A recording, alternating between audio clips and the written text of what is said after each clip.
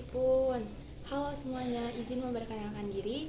Saya Tiara Nazila Dewi dari Prodi Pendidikan Bahasa dan Sastra Indonesia, Fakultas Perguruan dan Ilmu Pendidikan dengan MPM 2213041010. Di sini saya akan membuat sebuah resume dari hari pertama PPKMB sampai dengan hari terakhir, yaitu hari keempat, dari tanggal 15 Agustus 2022 sampai dengan tanggal 19 Agustus tahun 2022.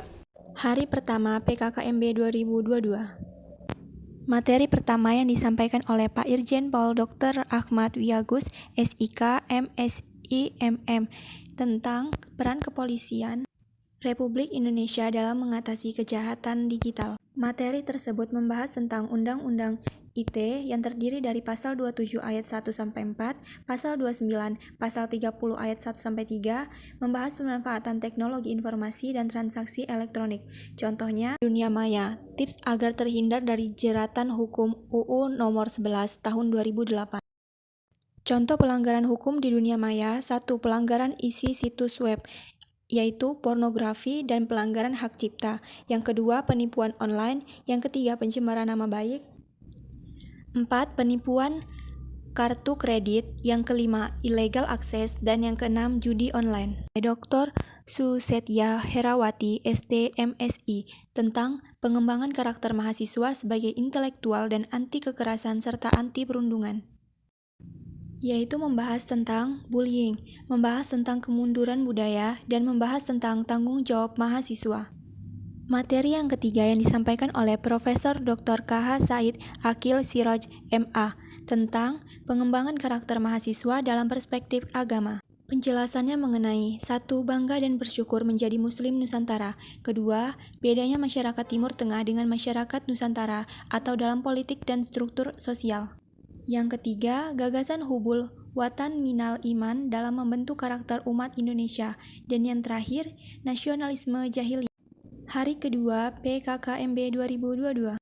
Materi pertama dengan judul Perkenalan Pimpinan Universitas. Mengenalkan pimpinan universitas mulai dari rektor, wakil rektor, dekan, wakil dekan, sekretaris, dan lainnya.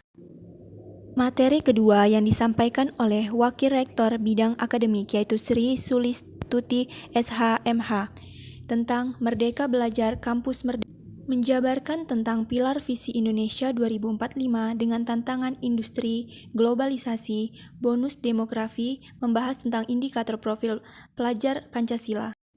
Materi ketiga yang disampaikan oleh Wakil Rektor Bidang Umum dan Keuangan, yaitu Dr. Haji Mandi Hartono, MP, tentang kesadaran lingkungan hidup, manajemen resiko, dan kampus sehat. Materi keempat yang disampaikan oleh Dr. Muhammad Nurwahidin, MSI, tentang etika dan norma kehidupan kampus. Materi tersebut membahas tentang 1.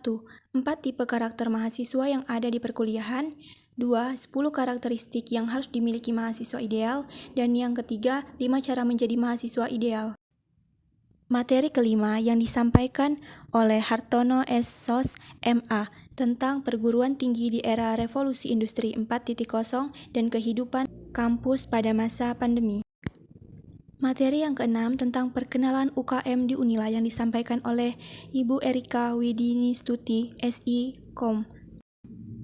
Masing-masing UKM mempersembahkan UKM-nya dengan durasi waktu 5 menit. Salah satu contoh UKM Unila yaitu ada BEM UKBM Unila, DPM UKB Unila, UKM Tapak Suci, UKM Panahan, UKM Masapala, UKM Merpati Putih, UKM Pramuka, UKM Penelitian, UKM Pancaksilat, dan masih banyak lagi. Hari ketiga PKKMB 2022. Materi pertama yang disampaikan oleh Profesor Dr. Patuan Raja MPD tentang pembelajaran di perguruan tinggi di era teknologi dan plagiarisme. Tentang bagaimana kita menyikapi dosen, bagaimana melakukan sesuatu demi mencapai suatu tujuan terkait plagiarisme atau penjiplakan. Materi kedua yang disampaikan oleh Dr. Rizwandi MPD tentang sistem perkuliahan dan bimbingan akademik dan kerjasama. Membahas tentang analisis mahasiswa. Yang pertama, kemampuan akademik. yaitu emosi yang terkendali, ada stabil dan tidak stabil, dan kondisi sosial masing-masing, kesiapan menjadi mahasiswa atau belum. Yang kedua, bagaimana terujinya kurikulum kalian yang mengalami SMA daring, apakah semua itu masuk atau tidak baik? Itu nanti per prodi atau secara keseluruhan.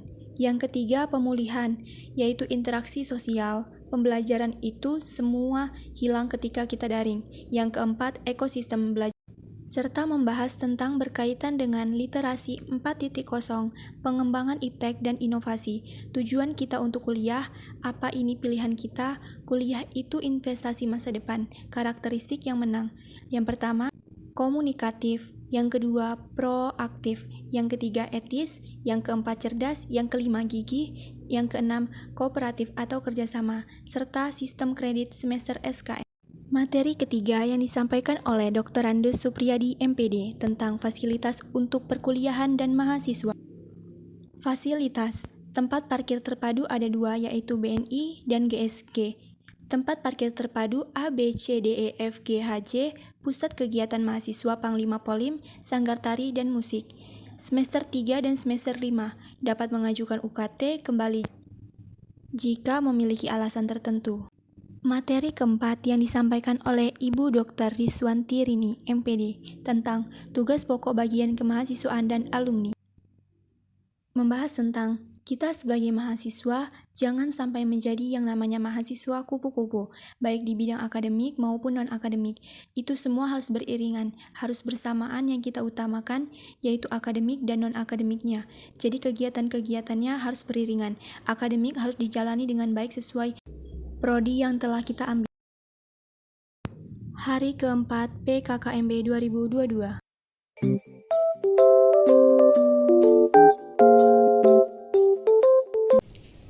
Sekian penjelasan yang dapat saya sampaikan.